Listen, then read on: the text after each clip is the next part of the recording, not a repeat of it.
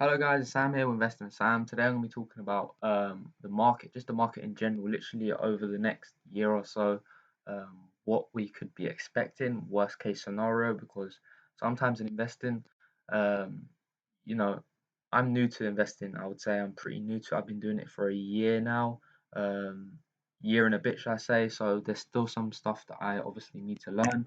When I first got into the market, I saw this massive bull market, everything was going up. Uh, Made a decent amount of money, and since the time that I've taken my money out, um, I've got some investments for long-term investments. Most of them are small caps. So maybe if you're in the same similar situation to me, you've been in small caps over the last let me say since January onwards. Last couple of months, we've been on a massive downtrend. Obviously, I've got the Russell 2000 index. Obviously, if you see here, it says Russell 2000 index is a small cap stock market index, which basically tracks all the small cap stocks. So obviously here it's been down over the last 6 months. Year to date it's up. Yeah, I mean the companies I'm invested in, Hims and Hers. Um, I'm also invested in Go EV, which is Canoe, and a couple charging station companies. Two of them that I'm invested in, and obviously they're all small cap companies. So therefore, um, definitely when we're in a bear market, these small cap companies are going to be hit the hardest. One, because they're not bringing any revenue in. Um, yeah, that's probably the main reason why obviously I'm investing in them. Obviously they are high risk, and right now I feel like where I'm trying to get myself into the investing game. I feel like to myself, I might as well take risk while I start off. High risk, high reward. But obviously over the next couple of months you might want to be careful. There's a lot of controversy going around. People saying we're going to go into a massive black swan event, blah blah blah. I really don't know if that's going to happen. No one knows what's going to happen in the stock market. The best thing you can do is just make sure you're prepared. That's all I can say. I'm not trying to say that that's going to happen, but you know, over the last couple of months, small caps have been hit hard. I don't see um, how much more they can be down, but it's definitely possible, especially the companies I'm in. I couldn't tell you what the mid caps and the big cap companies like the big caps like Apple, Microsoft, how they're gonna do. But it is a bit weird, out of all these companies, you've got the likes of um, Apple and all the big banks, the economy itself, apparently, over the last year or so, we haven't done so well, but the stock market has done really well, and it doesn't correlate. Um, Obviously, stimulus and stuff like that has allowed people to buy stocks, probably hence why it's gone up. Um, so therefore, short-term inflation, but we don't know how long this is going to be around for. People saying it's short term.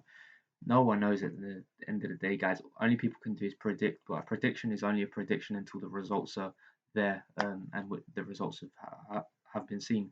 So, for myself, you guys, all I can say to you is make sure you got money on the side, be prepared. The worst thing you want to happen is literally having no funds on the side, and you're down maybe 100% and you lose your whole position. Definitely, if you're looking to do a long-term investment. Um, so that's what I'm doing right now, guys. I'm making sure that I buy. Um, I'm just trying to make sure that my position is safe and I don't lose the full 100%. I'm only down 30% right now, but I want to make sure that that I'm down on when I'm buying, I'm down enough, down a lot for me to buy in. I don't want to be just buying in for the sake of buying in. I want to make sure that I'm buying at good prices. I mean, Hims and Hers, that's probably the most undervalued company in my opinion. Um, I feel like right now it's undervalued. I'd say right now it's slightly undervalued, but for where the growth's at and their predictions for revenue and stuff like that, where they're going, 70% growth year on year, it's a high growth small cap stock. Therefore I feel like it's going to go much higher in the future. Revenue's going to grow. Um, so I think that's a good uh, company that I'm investing. I think that's probably my best performer over the next couple of years. But who knows where the market's going to happen? All I can say is be prepared. Canoe, that's a different type of game plan at the end of the day, because right now I'm just investing in what that's been given to us, and all we've been given is the product and the plan that they have. They've given us a plan for what they're looking to do over the next 5 years. All they need to do is execute, and if they can execute it, then yeah, it can all go well. A plan is only a plan until, as I said, the results are shown. So that one is a bit of a different game plan. Them two investments are totally different. One, because Hims and Hers is making revenue, high growth. They've only given us investors and people that are looking to buy the product a vision. They've only given us a vision of what the car's going to look like. We ain't going to know until it's out on the road, and we really have to wait for the Q1 2023 until we get the whole earnings and see how many products they've sold and stuff like that, how many cars they've sold. So right now we're buying into the early stages. That's all I can say. So um, I'd say Canoe is much more riskier, but I feel like their market, there's more upside than downside in that market. If you want to look at Lucid Motors, I believe they're like 35 billion. Let me just check now. Their stock, Lucid stock. Yeah, 35 billion. They don't even have a car on the road yet, you know? And they only have one vehicle that they're looking to put out on the road.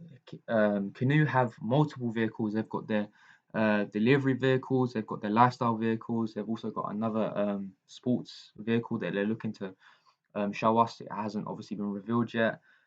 And there's going to be plenty other options, many more options they're going to bring out to us and show us their ideas and products they might bring out in the future. But Lucid, 35 billion, no revenue, it doesn't make no sense to me. Short term, I think that stock's going to go down. Sorry if I am sounding a bit bearish, but I know I shouldn't compare two companies, but uh, I feel like people are just looking at the likes of Neo and Tesla and thinking, oh, they're at this market cap, therefore they should be at this one. A bit like how I'm doing, but you know, big difference from where Canoe's at. If you want to look at stock, Canoe stock, 1.4 billion, 1.40 billion. I mean, come on, guys. I know we don't have any revenue coming in and stuff like that, but if you want to look at the likes of Fisker, that's at 3.94 billion, I believe. Lucid Motors, you just saw their market cap valuation right there. It doesn't make no sense, doesn't correlate at all. If this is the case, I mean, Canoe, I feel like that's at a right valuation. I feel like when Q4 comes around, a lot of swing traders will jump into the stock. I'm just giving my thoughts. Obviously they have to make sure they reach them. They have to bring out good numbers. At the end of the day, it doesn't matter how good you advertise something. What we all want is results, and that's all that matters with Canoe. There is a lot of risk in this, guys. I can't lie to you. So I feel like the valuation is great. There's more upside than downside in this investment, in my thoughts.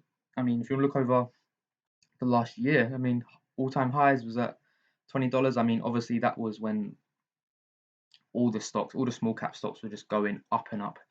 And at this time here, I thought that was just a normal thing, that like the norm of the stock market. I just thought, this is just a normal thing, but um, obviously ain't. Obviously, I don't have enough experience to know what's right and what's wrong. But now I've gained some experience.